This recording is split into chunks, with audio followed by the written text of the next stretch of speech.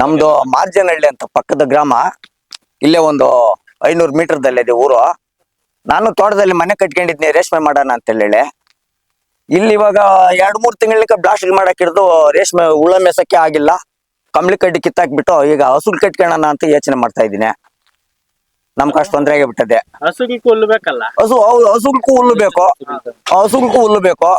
ಆ ಹುಲ್ಲು ಮೇಲೆ ಬಂದು ದುಮ್ ಕುತ್ಕೊಂತದ.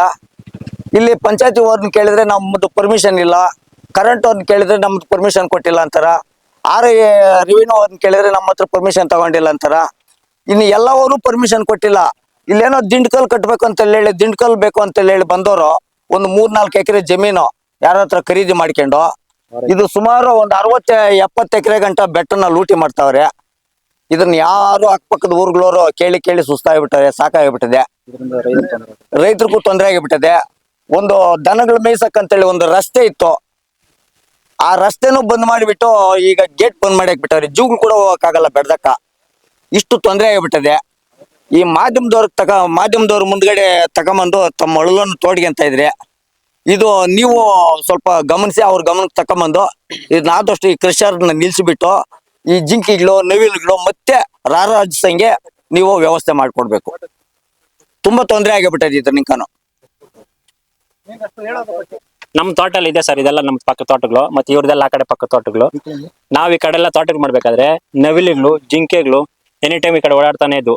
ಈಗ ಈ ಕಡೆ ದನಗಳ ಮೇಸರು, ಪಕ್ಕದವರೆಲ್ಲ ದನಗಳೆಲ್ಲ ಮೇಸರು. ಈಗ ಒಂದೇ ಒಂದು ಜೀವಿ ಕೂಡ ಕಾಣಿಸಲ್ಲ. ನವಿಲುಗಳಿಲ್ಲ, ಜಿಂಕೆಗಳಿಲ್ಲ. ಪಾಪ ಅವ್ರು ಮಾಡೋ ಬ್ಲಾಸ್ಟ್ ಏಟ್ಗಳಿಲ್ಲ, ಒಳಗಡೆ ಅವ್ರು ಏನಾದ್ರು ಸಾಯ್ಸಾಕ್ತದಾರ ಗೊತ್ತಿಲ್ಲ.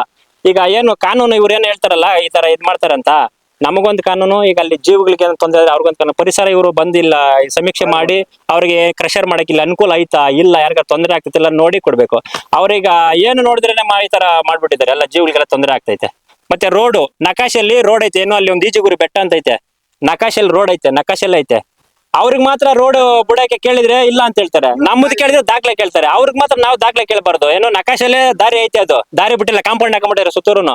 ಈಗ ನಮ್ಮದು ಮುಜರಾಯಿ ದೇವಸ್ಥಾನ ಐತೆ ಇಲ್ಲಿ, ಅವಾಗ ಕಾಲದಲ್ಲಿಂದಾನೆ ಈಜುಗುಡಿ ಬೆಟ್ಟ ಅಂತ ಐತೆ, ಅದಕ್ಕೆ ದಾರಿ ಐತೆ, ಆ ದಾರಿನೇ ಬಂದ್ ಮಾಡ್ಬಿಟ್ಟಿದ್ದಾರೆ.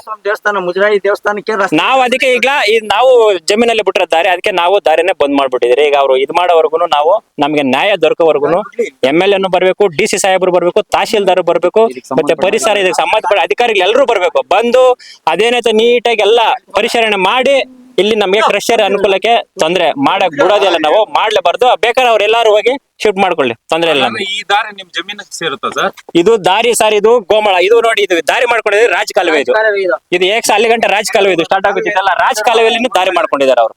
ಮತ್ತೆ ಇದೆಲ್ಲ ಗೋಮಾಳ 19 ಸರ್ವೆ ನಂಬರ್ 19 ಇದು ಗೋಮಾಳ ಜಮೀನು. ಮತ್ತೆ ಅಲ್ಲಿಂದ ನಕಾಶೆಯಲ್ಲಿ ಕಾಲ್ದಾರಿ ಐತೆ, ಅಲ್ಲಿ ಈಜುಗುರಿ ಬೆಟ್ಟಕ್ಕೆ ಆ ದಾರಿನೂ ಬಿಟ್ಟಿಲ್ಲ, ಕಾಂಪೌಂಡ್ ಹಾಕೊಂಡ್ಬಿಟ್ಟಿದ್ದಾರೆ. ಆ ದಾರಿ ಕೂಡ DD ವರ್ಗು RI ಅವರೆಲ್ಲ ಬಂದಿದ್ರು. ಅವ್ರೇನ್ ಹೇಳ್ತಾರೆ, RI ಅವರು ರಿಪೋರ್ಟ್ ಹಾಕೊಟ್ಬಿಟ್ಟಿದ್ದಾರೆ, ಸ್ಟಾಪ್ ಮಾಡಿ ಅಂತ ಹೇಳ್ಕೊಟ್ಟು ರಿಪೋರ್ಟ್ ಹಾಕೊಟ್ಬಿಟ್ಟಿದ್ದಾರೆ. ನಾವು ಅದು ಅವ್ರಿಗೆ ತೋರಿಸಿದ್ರೆ ನಮ್ಗೆ DC ಅವರೇ ಪರ್ಮಿಷನ್ ಕೊಟ್ಟಿದ್ದಾರೆ ಅಂತ ಅವ್ರು ನಮ್ಮ ಮೇಲೆ ದೌರ್ಜನ್ಯ.